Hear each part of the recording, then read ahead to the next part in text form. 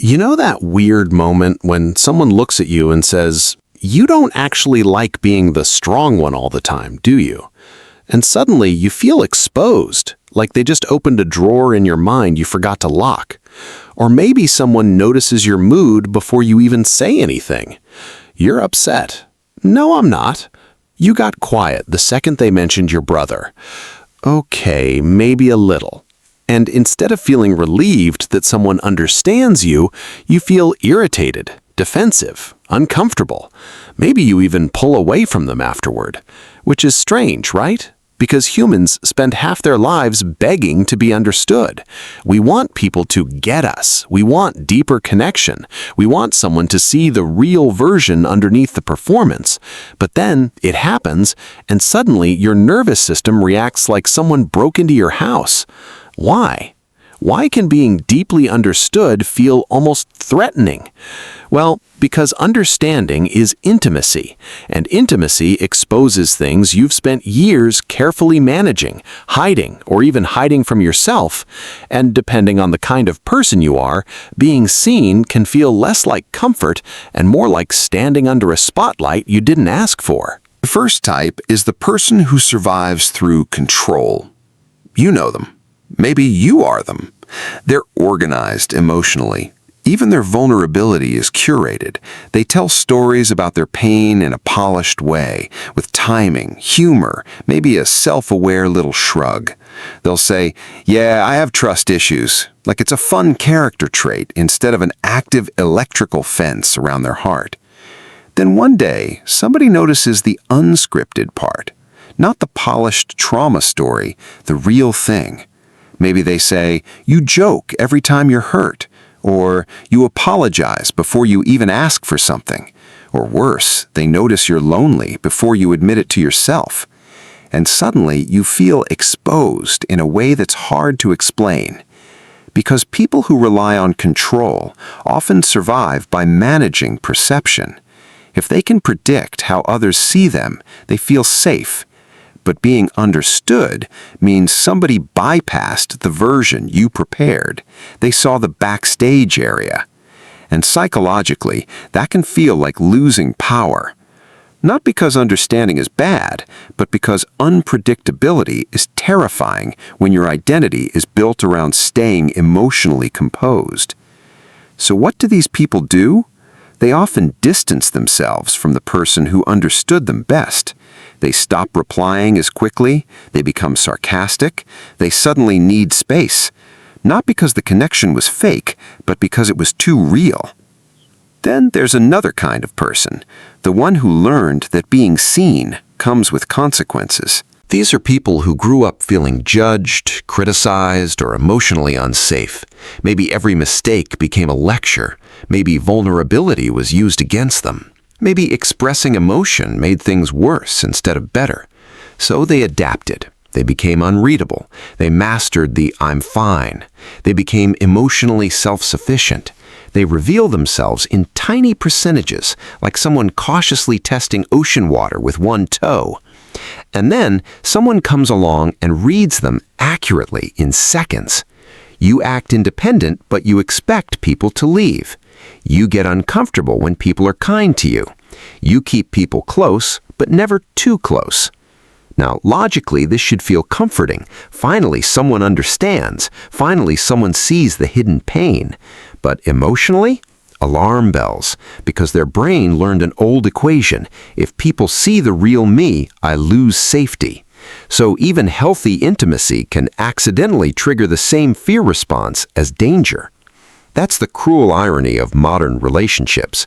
Your body doesn't always distinguish between "I'm being attacked" and "I'm being deeply known." And honestly, that explains a lot of modern relationships. Then there's the performer. This person becomes likable before they become known.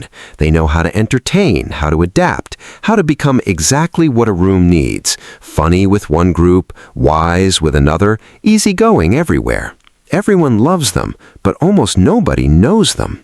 And weirdly, the performer often doesn't fully know themselves either, because they've spent so long shape-shifting around other people's expectations that authenticity starts feeling unfamiliar. Then somebody notices the exhaustion underneath the performance. You don't have to entertain me. You're allowed to have needs too. You smile when you're uncomfortable. And suddenly the performer freezes because now there's pressure not to perform but to exist honestly, which can feel much harder. See, when your value comes from being pleasing, useful, charming, or emotionally convenient, being understood creates a terrifying question.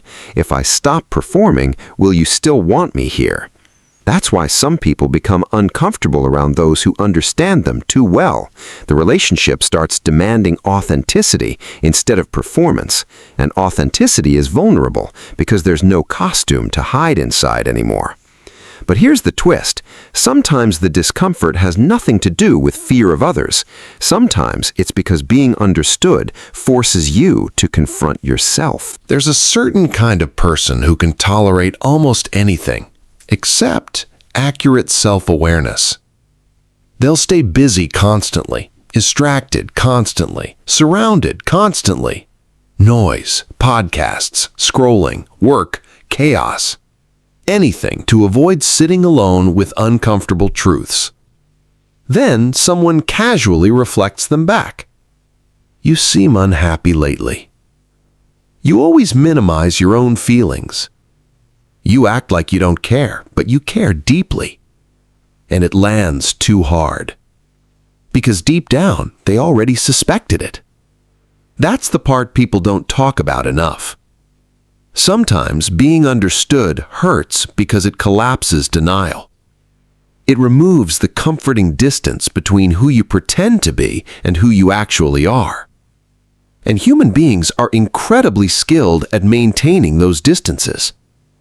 We say we want honesty until honesty arrives wearing eye contact and emotional accuracy. Then suddenly we're changing the subject and talking about the weather. But not all discomfort is bad.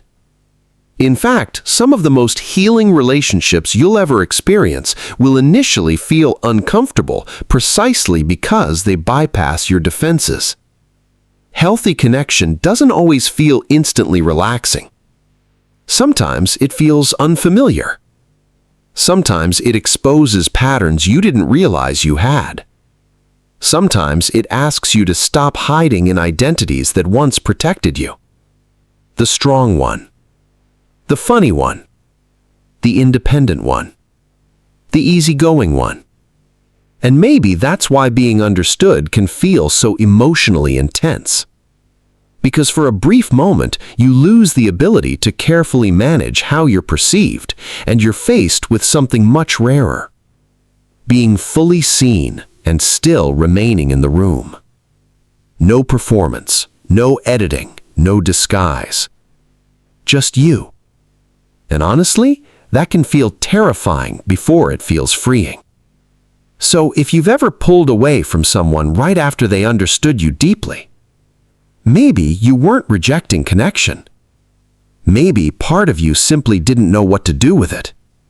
Or maybe, after spending years adapting, hiding, performing, protecting, being accurately seen felt almost unreal. Like someone reading a page you never handed them. So now I'm curious, which kind of person sounded most familiar to you? The controller? The emotionally guarded one? The performer? Or the person avoiding their own reflection? Maybe it changes depending on who's looking at you. And maybe the real challenge isn't finding someone who understands you. Maybe it's learning how to stay when they finally do.